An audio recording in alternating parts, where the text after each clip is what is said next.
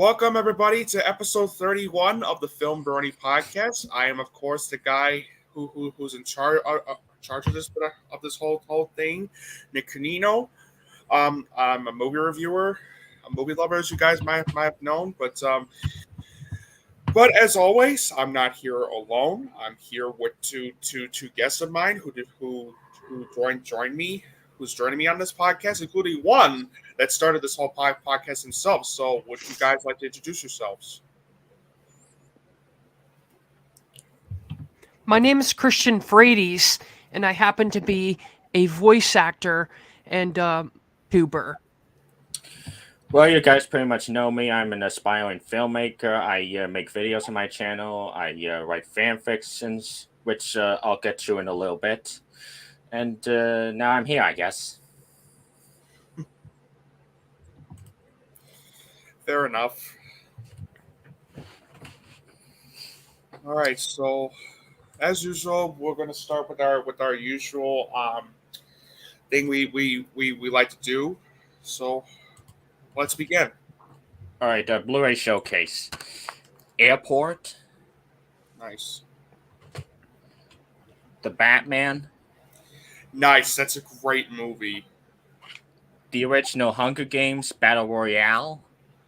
That's a great film, too. Brazil.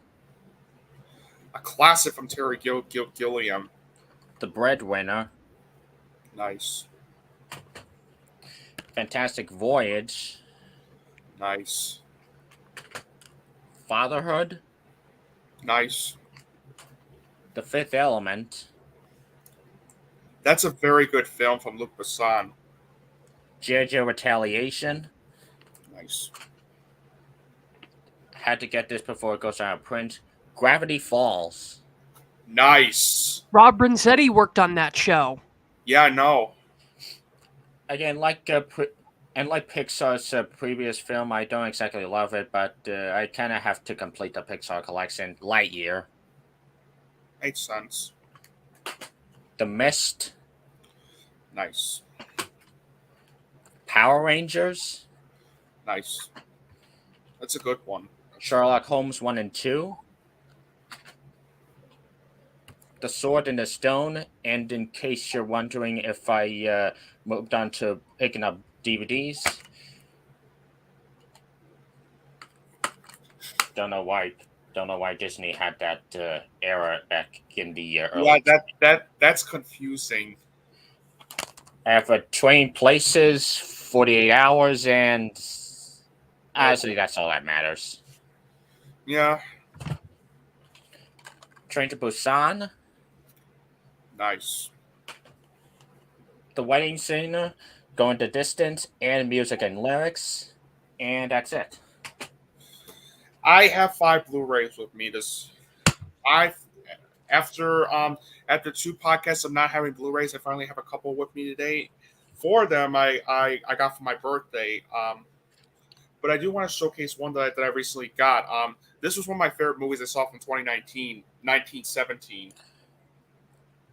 One of the best of that year. Yes, and one of my favorite war films of all time. And now I'm gonna finally show my I'm gonna finally show the ones I got for my birthday. Starting with what happens when you have 12 angry men for a new generation. You get this movie. That movie should have been nominated for Best Original Screenplay. Yeah, it should have. I have my Blu-ray and comic showcase too.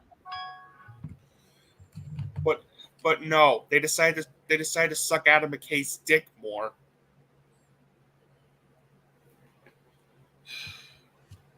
Fuckers. The most surprising movie I've seen, one of the most surprising films I've seen this year, Elvis. I'll get that when it comes on sale. I love that movie. And you know what? This surprised me because I did not think I would love a Baz Luhrmann film, minus Strictly Ballroom and Moulin Rouge, but this is his best he's made in years. It's a great movie. And then the last 2 are foreign language films. One of them made my top 10 of 2021, and one of them is making my list this year. One of my favorite films of 2021, Pedro Almodovar's Parallel Mothers. I'll have to get into this filmography. I have Pain and Gain, Parallel Mothers, but I do hear his other movies are good. Yeah. And then one of my favorites of this year so far, and one of the most important films I should add, Happening. What? No. Oh, wait.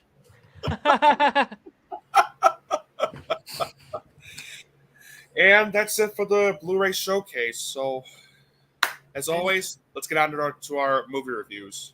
Wait, here comes my Blu-ray Showcase as well as Comic Showcase. Oh, yeah. The original V for Vendetta. Nice. Remember the 5th of November. The original Batman: The Killing Joke. Both written by Alan Moore. Man, that Killing Joke movie was so disappointing. Not if you count the second half. Yeah, just skip the first 25 minutes and just get right to the Killing Joke adaptation. Yeah, and my Blu-rays are Super 8, the Dracula collection, Blah, blah, blah. Havoc, and Uncut Gems. Holy shit, I'm gonna come. Speaking of Adam Sandler. So, I guess that's it. Now, before I get to my usual reviews, I got a little something I want to share with you all. So, for those who don't know, I don't just make videos, review movies, and co-host this whole podcast in my spare time. I also write my own fan fictions to hone my writing skills. By now, I've already done a couple involved with Violet Parr from The Incredibles, as well as some fanfics featuring making Fiends characters, including a Chocolate Factory crossover. And more recently, I did a fan sequel to Teen Titans Go vs. Teen Titans, where the TTG crew accidentally opened up the multiverse and have to defend both it and their own image from Darkseid. But lately, I've suffered from a bit of writer's block, not just in a lack of confidence in what I have to write, but also in the direction I wanted to take my fanfics. But after nearly a year, I think I have my fanfiction planned. It's still in the development stage, but I prepared a little logo to share with you all as soon as I... Go right ahead. All right, let me see this. Let's add this to the stream. Here it is. Yep, My Little Pony: The Storm King is the next installment of the cartoon cinematic universe. And as you can guess, yes, this has something to do with that theatrical MLP movie. In fact, this is a direct adaptation of the My Little Pony movie. You see, as you know, I did a review on that movie not too far back on the podcast, expressing my disappointment on the movie, especially with the script. Which is why I want to make a more coherent version of that movie, almost like Zack Snyder's My Little Pony, except hopefully not as long.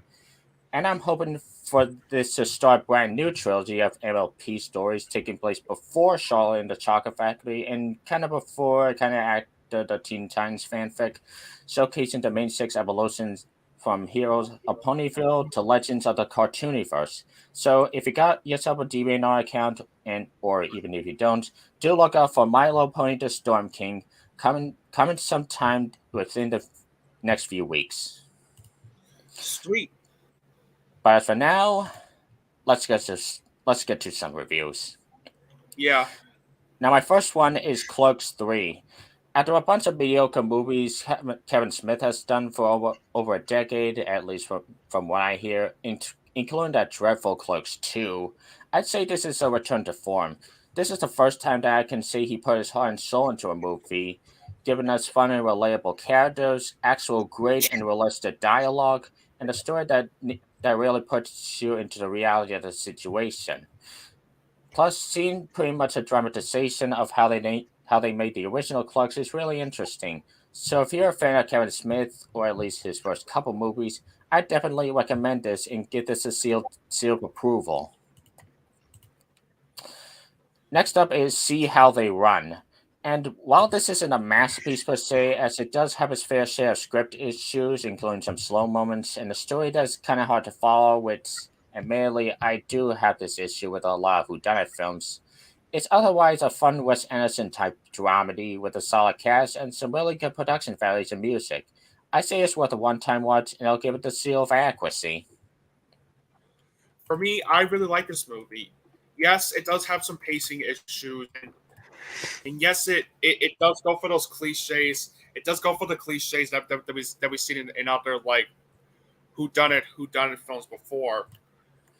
But what director Tom George did with this movie, I thought for the most part was very good. He made it like a Wes Anderson like who done it movie that I was really impressed by. Not only did it feature great performances from Saoirse Ronan, Sam Rockwell, Adrian Brody, Harris Dickinson, and David Orleo, but you also have amazing production values and costume design, terrific cinematography, some great humor, a solid script, great directing, and a story that I was actually able to follow throughout. Well, yes, you can predict who you can predict like who did it, like who was responsible for what happened. I nevertheless found See How They Run to be a really entertaining movie, and that's why I give See How They Run an 8 out of 10 or a B plus. It's a very good film. My next review is The Woman King, and this is a movie that's gotten both praise and a bit of flack. For me, it's somewhat of a mixed bag. On the one hand, it's very well directed, as the acting, production values, and action set pieces are all solid, and it does have its good music as well.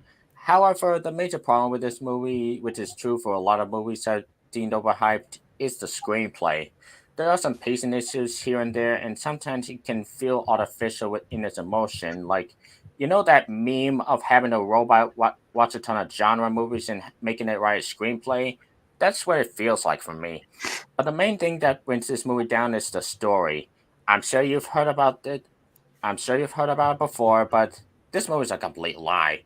Like, I'm not gonna get into the nitty gritty, but the way they portray these women warrior group as the big heroes, and if you really research what these women really did, you really start to tuck your collar a lot. And what really drives me up the wall is that they call this a true story. I mean, say what you will about films like Braveheart, Pocahontas, The Greatest Showman, and Amadeus. At least they don't. At least they don't claim their stories to be absolute truth. This movie claims it's this bold, untold epic story about freedom, and that really gets into my skin. I still Well, see this. I still say see this movie at least once, but don't expect the next great historical epic or anything. And I'm gonna have to give it the seal of accuracy. well, before I'm gonna have to debunk what you said because it said it was inspired by true events. So because like thing is that we had move you're gonna get movies that are like that are like either based or inspired by true events that are sometimes like inaccurate. Like for example, that are sometimes like fictionalized. Like for example, Dunkirk, one of my favorite movies I saw from 2017, um, was based on the on was based on something that happened in Dunkirk during World War II. It was based on the Dunkirk evacuation. But the thing is that not all of it was meant to be like accurate. Yet I still was able to get invested in the story. And that's the same thing I felt when watching The Woman King. Yes, the story can feel yes the story does have its share of conventional cliches and stuff, but it's just like that didn't really bother me all that much because I was actually able to get on board with the story throughout. I and while I do agree that the screenplay is not great, I nevertheless found it to be found it to be like a good screenplay. I love the way it was directed. The acting was absolutely terrific. since everybody gave out a fantastic performance, including Viola Davis, who's phenomenal in this movie. She gives out one of my favorite performances of the year. But it's also Lasha Lynch. Oh wait, I'm sorry. But it's also this actress named this actress who played now in the film. Her name is Basel Bedu. I'm sorry if I mispronounced that, but she was fantastic. This is one of the best performances I've seen from. This is one of the best breakthrough performances I've seen from an actress, from a supporting actress this year. Along that, you also got Lashana Lynch, who's fantastic in the film, and John Boyega, who was great in this movie as well. The action sequences are absolutely phenomenal with the way they were choreographed, shot, edited, and directed. The musical score was fantastic. The cinematography is fantastic. The editing was fantastic, and the pacing is. I also love the way it was paced too. And what I also loved about this movie was, were the production values and costume design. Not only did they look authentic, but they looked very well done, and it really felt like you were back in that time where the movie setting takes place. I will say my only issue I did have with the movie is that there was this unnecessary romance subplot between Naui and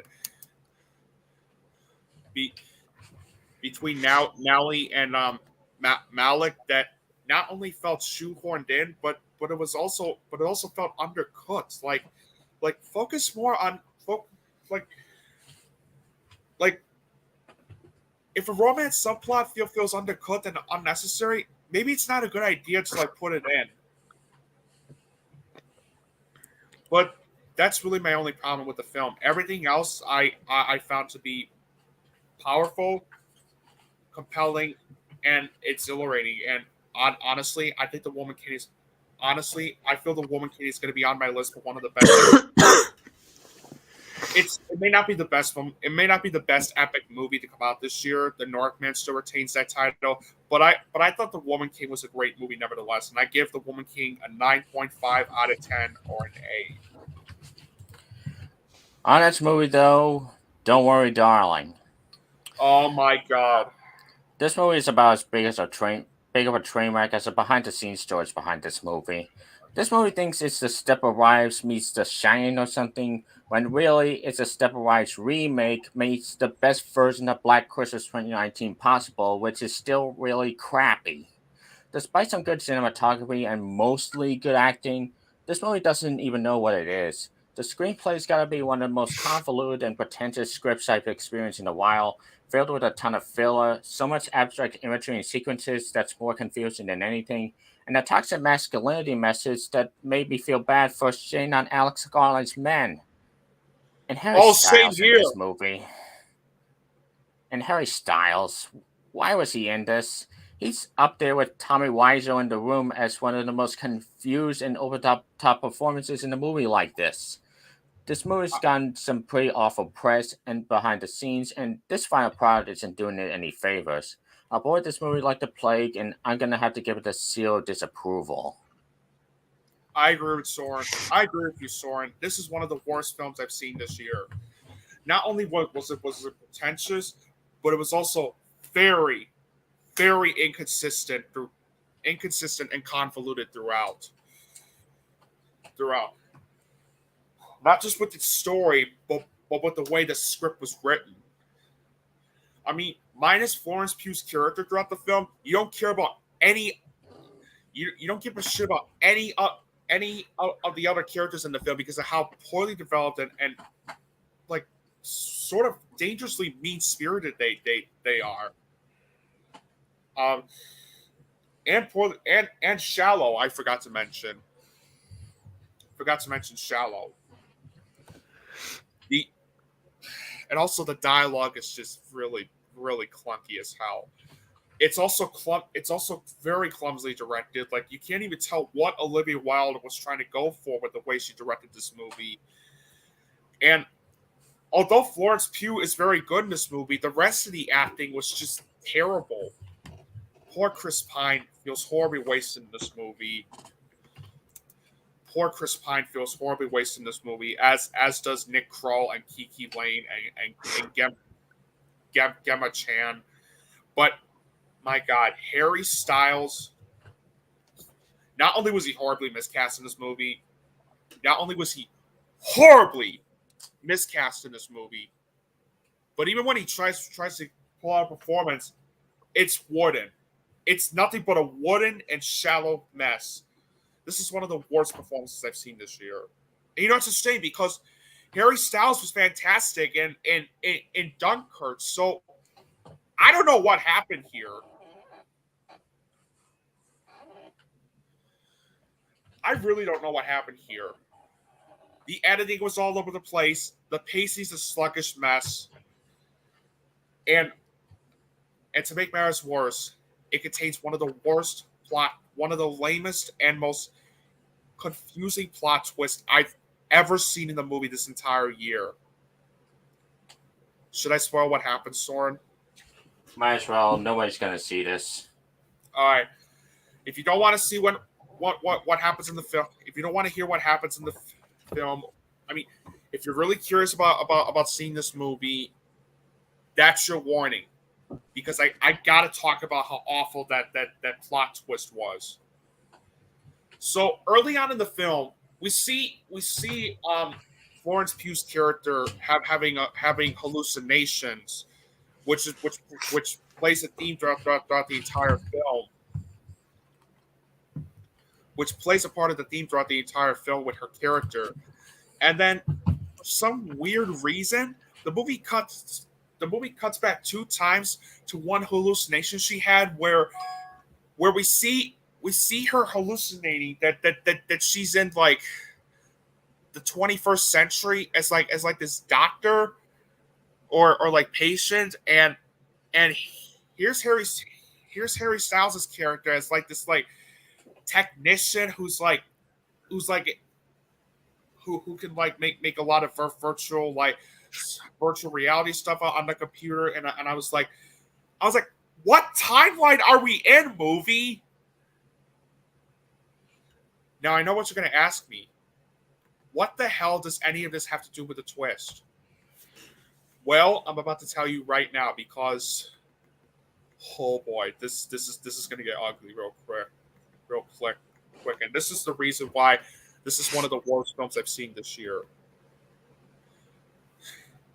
And this also ties to Chris Pine's character, Frank, who, by the way, is one of the most cliched and poorly developed villains I've ever seen in the movie. Just basically this cliched ruler that you've seen in like cliched villain ruler that you've seen in other films before. So here's the twist behind this. So basically, this whole 1950s utopian town was not real at all. Although it doesn't show what happened to Florence Pugh's character at the end of the film because of how fucking abrupt the ending was, because this whole town was in her head, and that Florence Pugh's character wasn't really a housewife, and they showed a glimpse of her character in the 21st century. She wakes up in the real world as a doctor.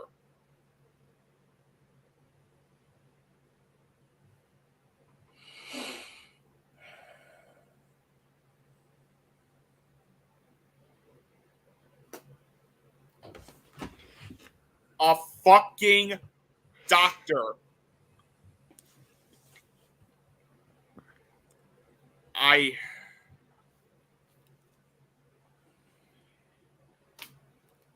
This twist not only felt phoned in, but logically, it made no goddamn sense whatsoever. No goddamn sense. This is the reason why I chose this as being one of the worst films I've seen this year. Because of how it's just like, how not only did it throw logic out the fucking window, but it just made everything in the film make no sense whatsoever. The only positive I'll say about the film is that Florence Pugh gives out a very good performance, and the film has excellent cinematography, production design, and sound design. But otherwise, this is one of the worst films I've seen this year. It's inconsistent, it's pretentious, it's convoluted, and it's not worth any of your time whatsoever. And the message of toxic masculinity to try to go for was I would argue it's even more poorly handled than the way it was handled in Men.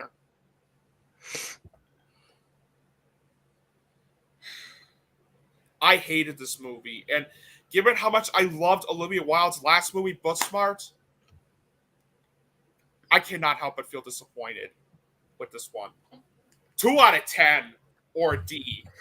Easily one of the worst movies I've seen this year, and it's not worth any of your time whatsoever. Do not watch Don't Worry, Darling. It is not worth your time. Don't worry, darling. More like, don't worry about this movie, darling, because it's shit. Yeah. My next review is Rob Zombie's The Munsters. Objectively, this is not a very good movie. Its production values look straight out of a made-for-TV movie, and half the time it seems kind of aimless in terms of plot.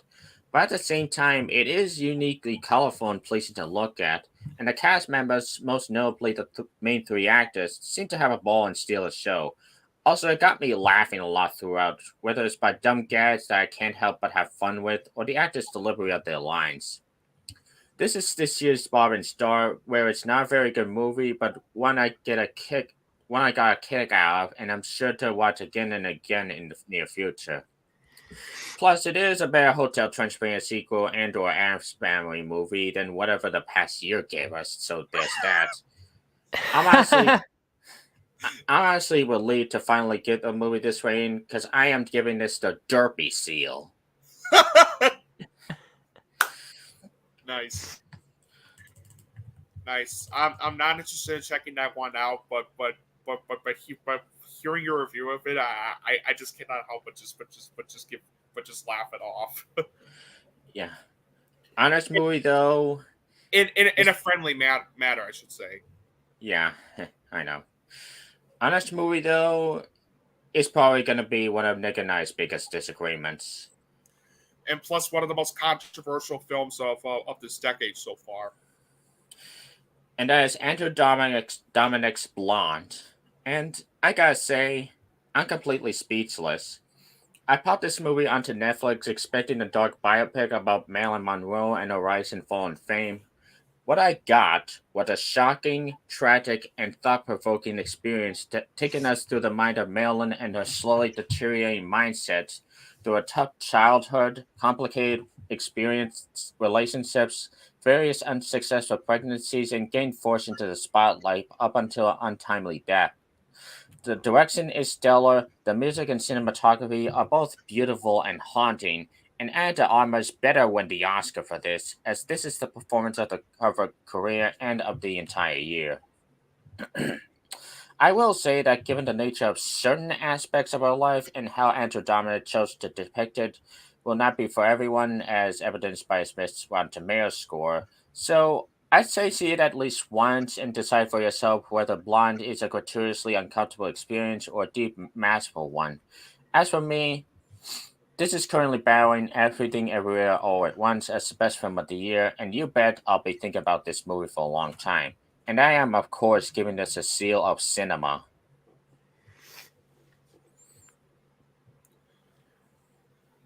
Fair enough. For me, this is one of those movies where you're either gonna love it or you're either gonna hate it. I'm somewhere in the middle. Honestly. And let me explain why I'm in the middle.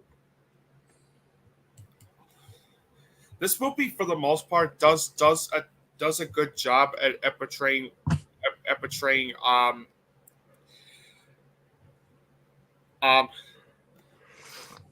one hand, this is one of the most beautiful, powerful, and ambitious movies I've seen this year.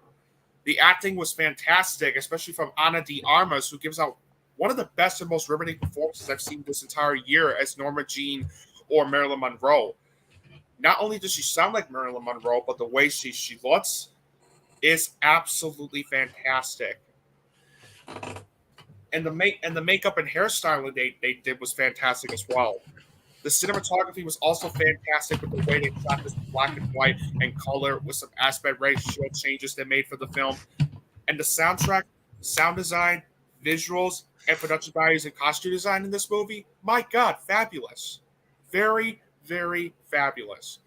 And I was on board with the story, and I was able to follow along with the story for the most part, despite a couple things that I'll mention in a bit, but that's besides the point. So, like I said, on one hand, it is one of the most beautiful, powerful, and ambitious movies I've seen this entire year. But on the other hand, it's also one of the most inconsistent and unpleasant movies I've ever had to sit through this entire year as well.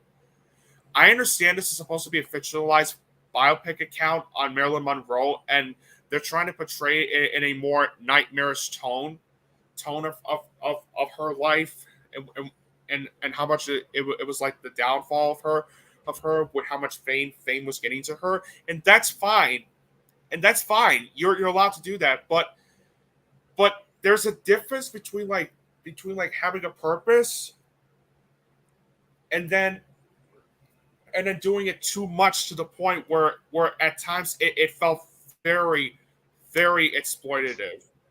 This sadly falls into the latter of just being not only too much, but also feeling very, very exploitative. I was not impressed with I was very disappointed with the way it not only did the story feel a bit inconsistent. Not only did the story at times feel a bit inconsistent with the way it portrayed Marilyn Monroe's downfall, but the script and directing I was very disappointed in. Not only did the script feel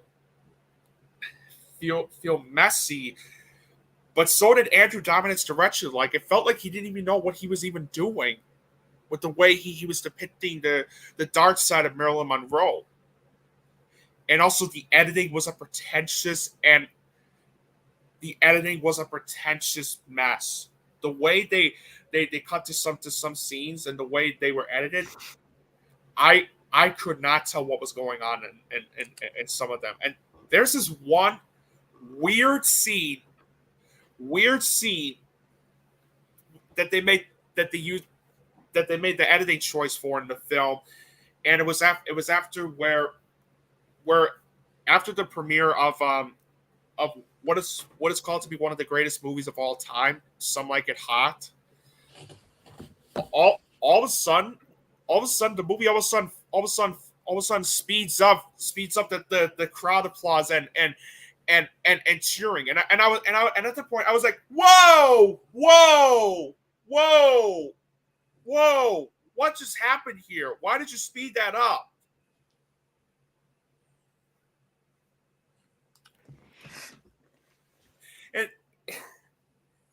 And all of a sudden it was very weird with the way it was presented, and not in a good way. I don't mind. Look, I do like some good weird stuff. A24, as Austin Putnam put out when with the way he describes A24 movies, A24 has put out some of the weird stuff, and most of them have worked. Some of it haven't, but for the most part, most of it worked. This though is just weird just for the sake of it, and this though was just weird for the sake of being just artsy and cool, and for that it was hard for me to like. It was hard for me to like. Let me rephrase it again. It was just hard for me to get on board with the rest of it. Also, I don't mind long movies as long as they keep me invested in the story. And I understand that Andrew Dominik wanted to dive deeper into Monroe's life and what she went through when she was reaching her downfall. But Why the fuck did it have to be 166 minutes long? You could have just trimmed out 20 minutes of it down, especially when there are some scenes in the film that not only feel unnecessary, but just go on and on and on and on.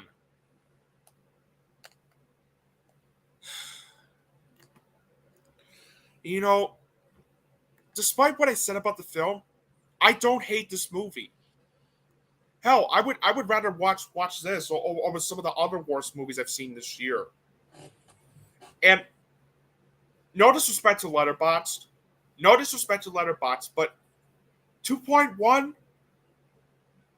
You gave this movie a 2.1, yet you give Jurassic World Dominion, one of the worst movies I've seen this year, a 2.4.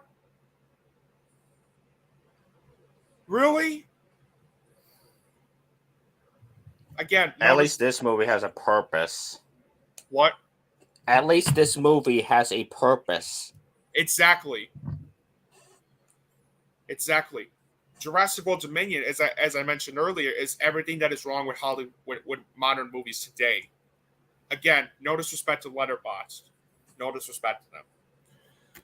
Yeah, overall, Blonde features Ana de Armas in one of the best performances I've seen this entire year as Marilyn Monroe, and it's powerful and ambitious, but it's inconsistent, extremely graphic, and unpleasantly exploitative depiction of Marilyn Monroe makes this a very difficult watch and something I'll never see myself watching again. I love how beautiful, well-made, and ambitious it was, but because of how uncomfortable I felt watching the whole thing, I just can't see myself watching this again. It is nowhere near one of the worst I've seen this year, but I really do wish it could have been a lot better. And for that, I'm going to have to give Blonde a 5.5 out of 10 or a C+.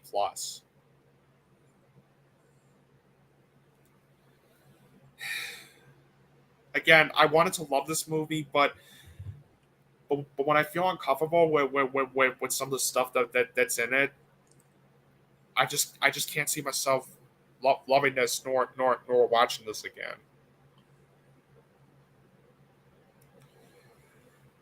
Again, not a terrible movie, but I really wish it could have been a lot better.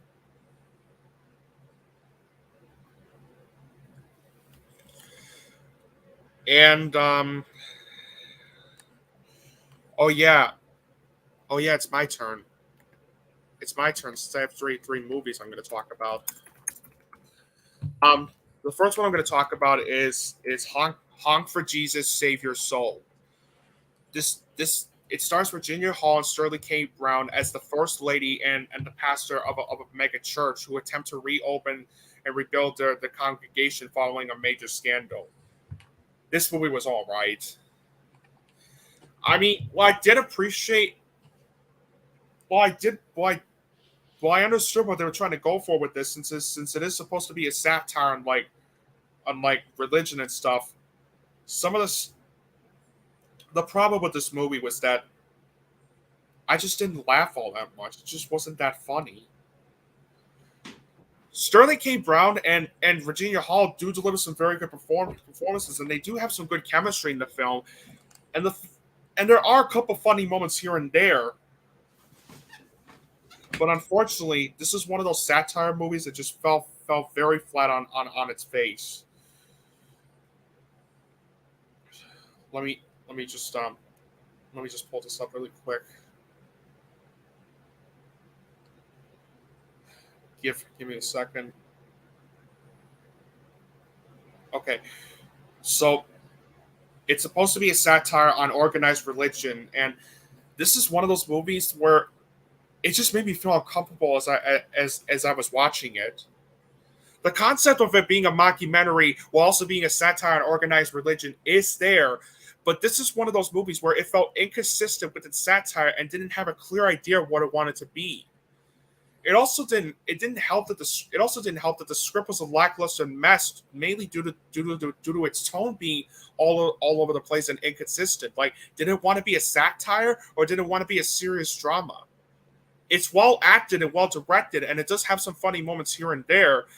And Virginia Hall and Sterling K. Brown do deliver some great performances and chemistry in the film, but Honk for Jesus, Save Your Soul really just didn't work as a satire for me.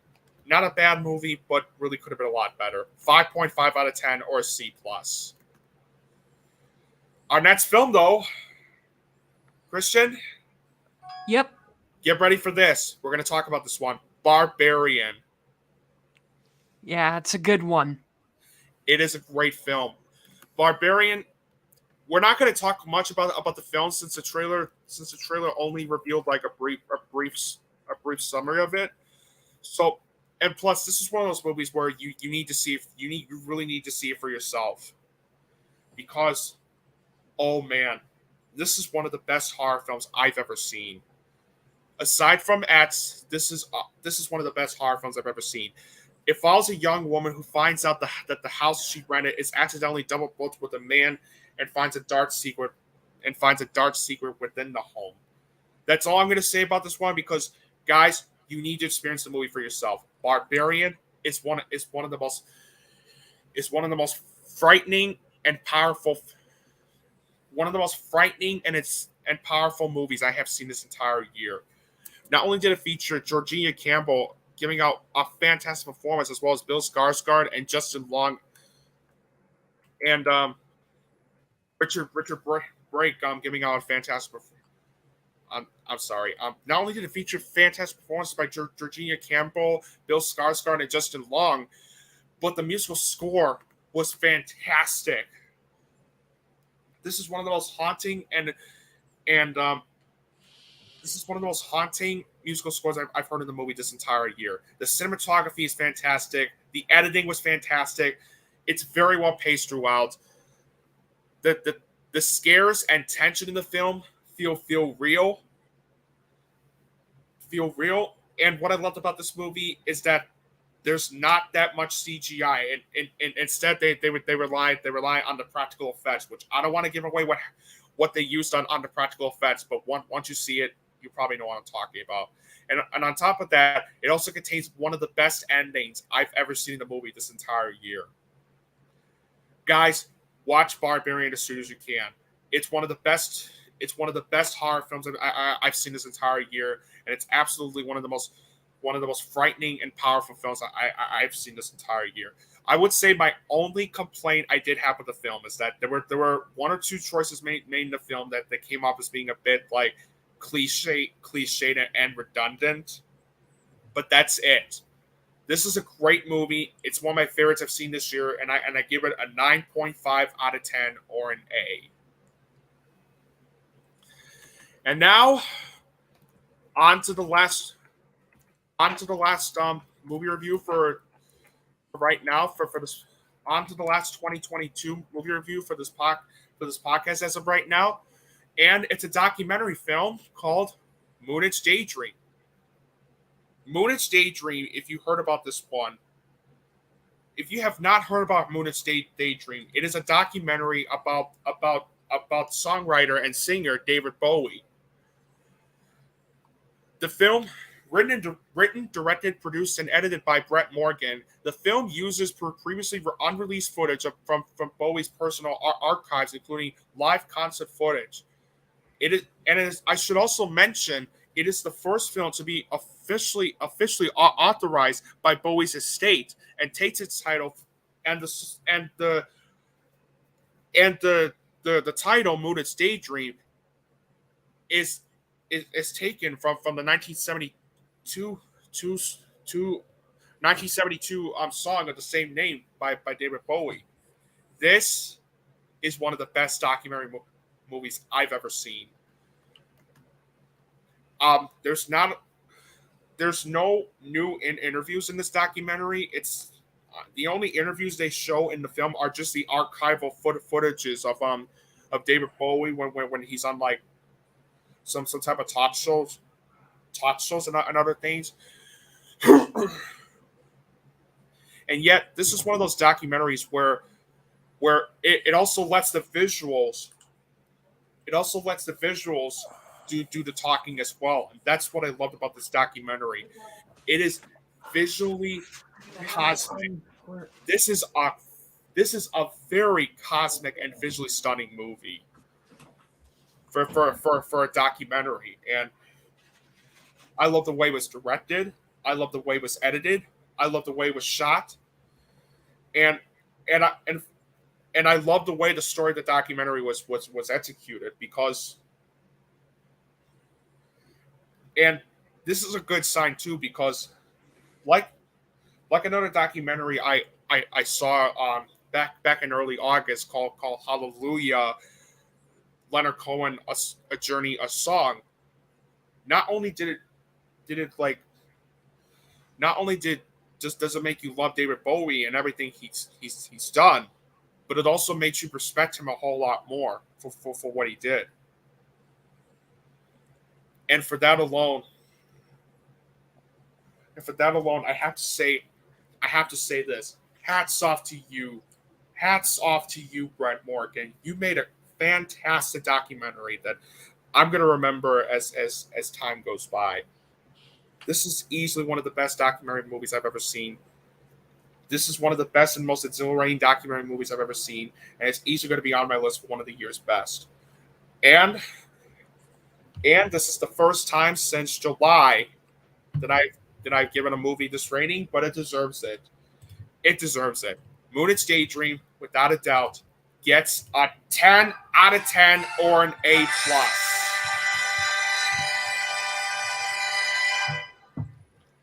It's one of the year's best movies.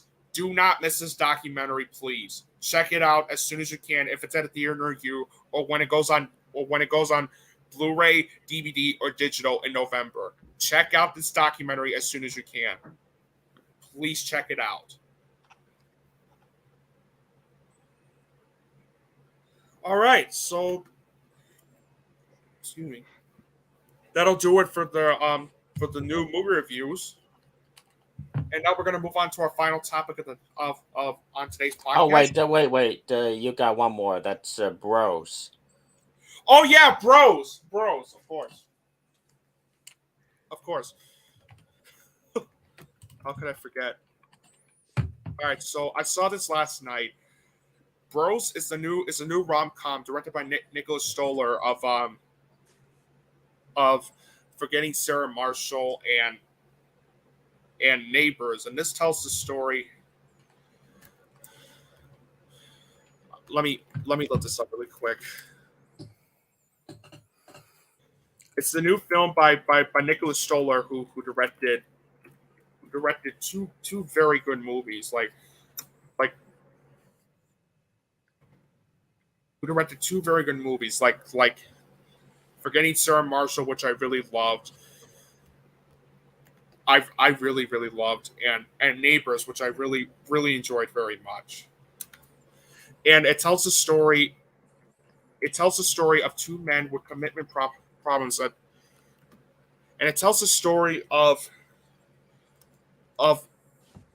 Sorry, I kind of lost track for a second. Anyway, it tells the story of Bobby, played by Billy Eichner, who is a neurotic podcast host who's happy to go on Tinder dates and content not to have a serious relationship. That all changes when he meets Aaron, played by Luke McFarlane, an equally detached lawyer who likes to play the field. Repeatedly drawn to each other, both men begin to show their vulnerable sides as their undeniable attraction turns into something resembling a commitment. Now, before I get into my review of this movie, I'm going to say this right now. I'm well aware of the controversial tweet that Billy Eichner tweeted after the film bombed at the box office, and I do not think it was a good idea for Billy Eichner to lambast straight people all because they didn't want to see this movie. That was not a good idea at all. I agree. Not a good idea. I mean, I'm straight, yet I love this movie. Yes, I loved Bros. And before I get into why I love Bros, I want to say this too. I want to say this as well. If you're one of those idiots that they're like review bombing this movie, just they're review bombing this movie all because it's all because your reasoning for it is that it's promoting it's promoting gay propaganda. Get a life. Get a life. Because not once throughout the... Yes, this film tackles the subject of LGBT, but not once did I see it as gay propaganda. As bad as Billy Eichner's tweet was, the people review bombing this movie, saying that it's propaganda. They're just as bad, if not worse. Same as that lambast Lightyear and Turning Red for being too woke. Yeah, really. It's just this has become a huge problem with media nowadays because of how many people like review bombing shit all because they think it's propaganda. And that's wrong. That's woke. That's propaganda. Oh my god! Like, shut up. Sorry to go off for a bit, but I just had to get it off my chest. That being said, I absolutely love Bros. It's one of the best comedies I've seen this decade so far. I mean, after 3 years of not getting a comedy that really like won me over, I finally found an R-rated comedy that I not only loved, but it's something I really wish a lot of comedies nowadays, whether they're raunchy or normal comedies, should really take notes on. They need to have a story. They need to have a sharp and humorous script. And best of all, they not only need to make me laugh, but also have one thing: feel real and relatable. And Bros definitely does that very well.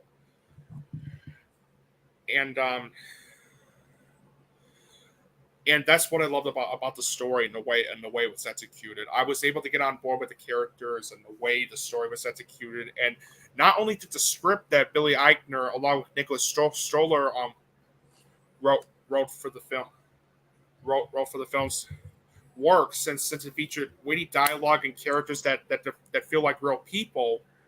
But Billy Eichner's performance in the film was fantastic. Yes, his character is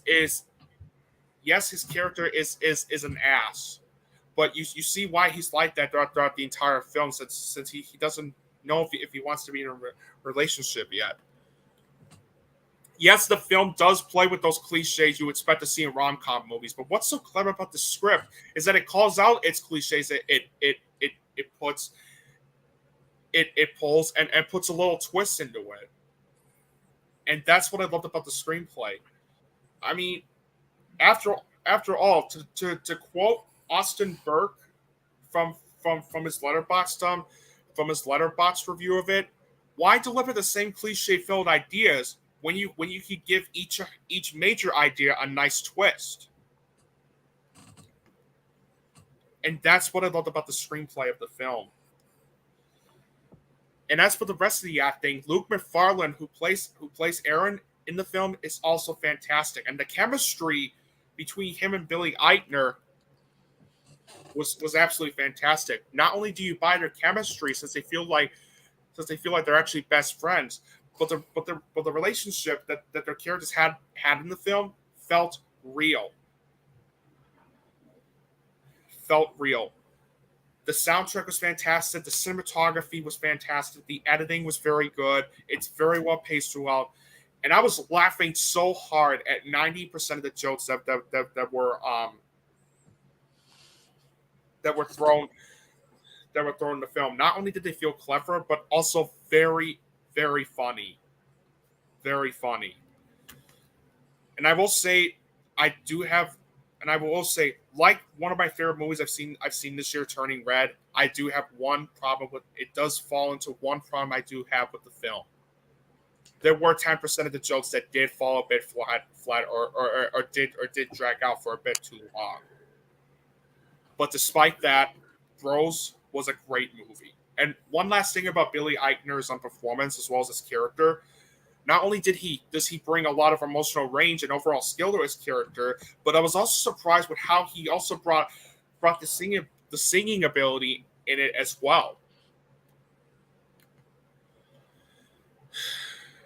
I'm just so happy that for the first time since Booksmart, I have found an R-rated comedy that's not only funny, but also charming and moving and has a lot of legit heart put into it. Yes, I'm well aware that I loved Jackass Forever early on in the year, but that was really more of a reality.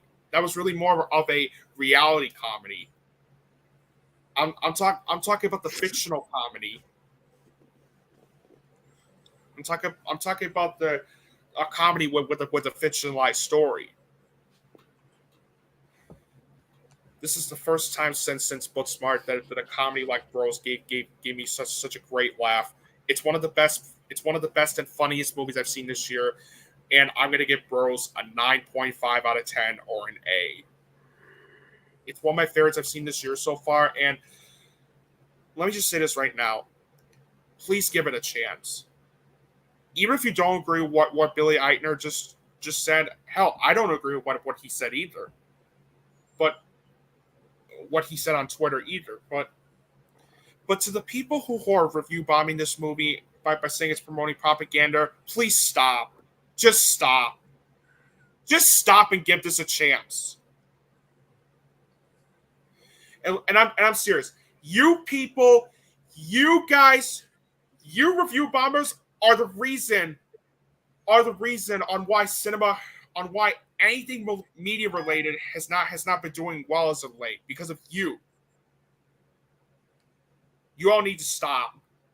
Stop review bombing shit and give a piece of media a chance. Please. Yes. Yeah, seriously. And let me just say this right now. Even if you're not on the LGBT community, you will still be able to relate to this movie like I was able to. And that's what I loved about Bros. It's one of my favorite films I've seen this year, and I highly recommend this one. So, yeah, that's all I got to say about this. Well done, Billy Eichner, and well done, Nicholas Stoller. Well done, you guys. Now we get to a classic. Oh, yes.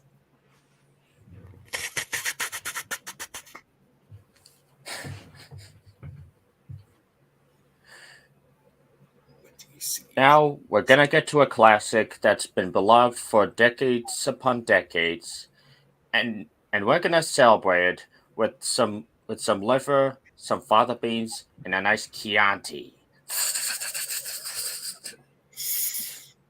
For beans and a nice bottle of Chianti. Lloyd Christmas.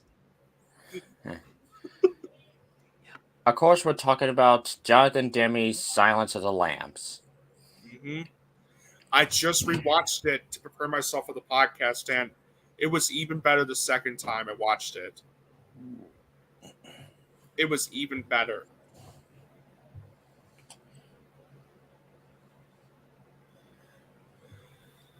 Guys, The Silence of the Lambs is one of the best horror films I've ever seen in my entire life.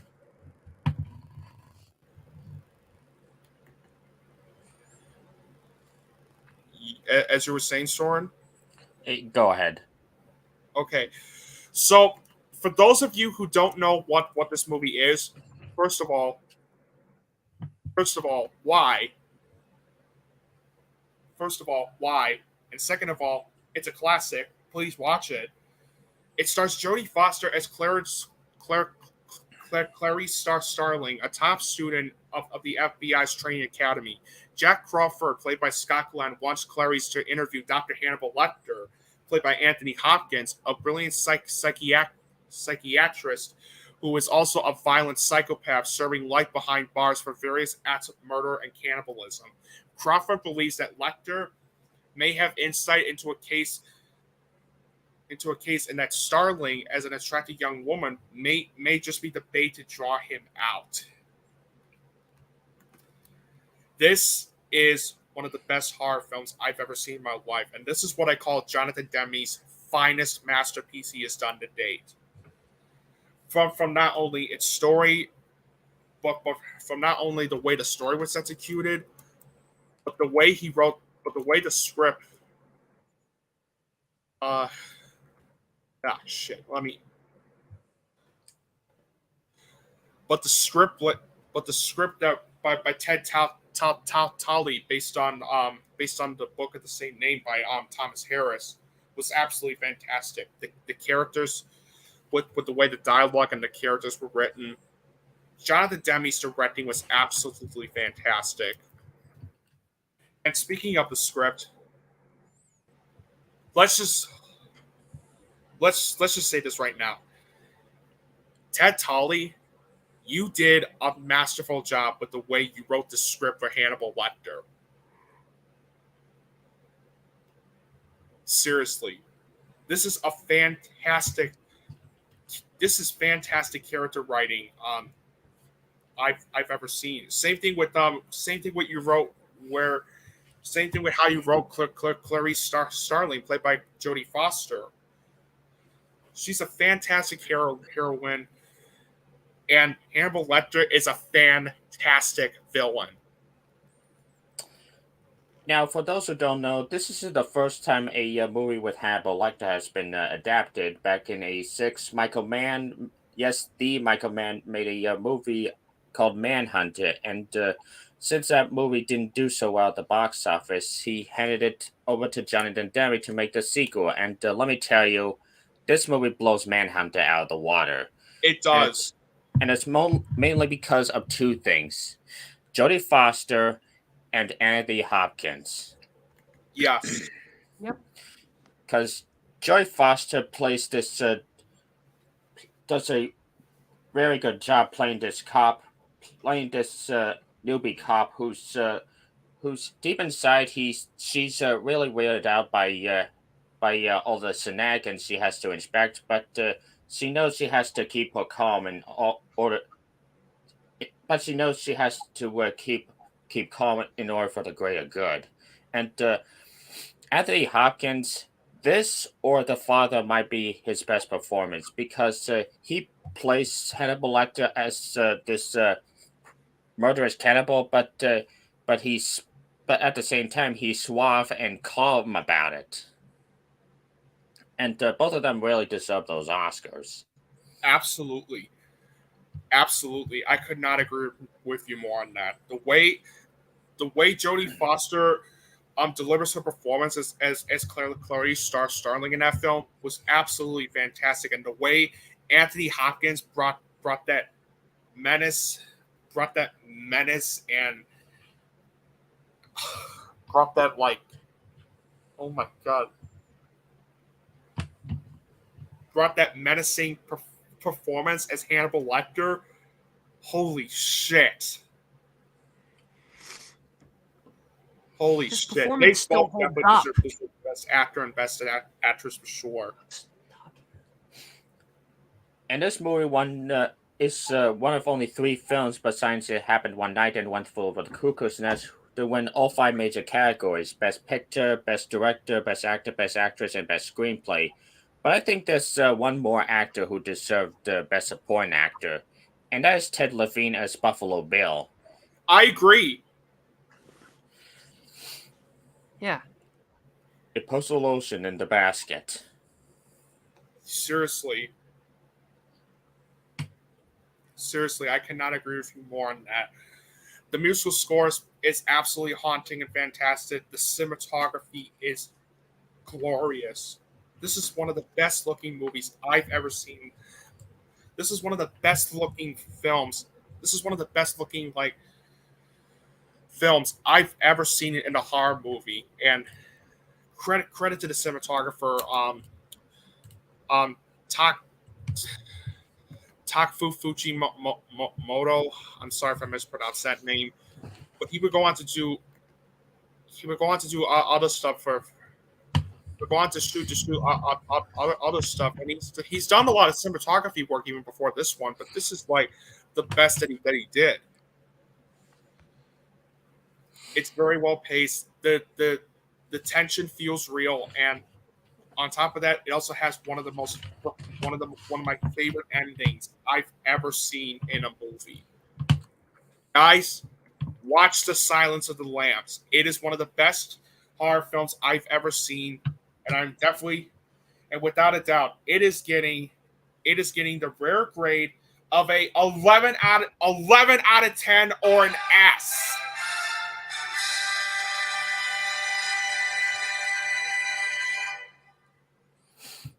And this movie's successful when it spawned an entire franchise. There was Hannibal, directed by Ridley Scott, which was a little pretentious, but okay.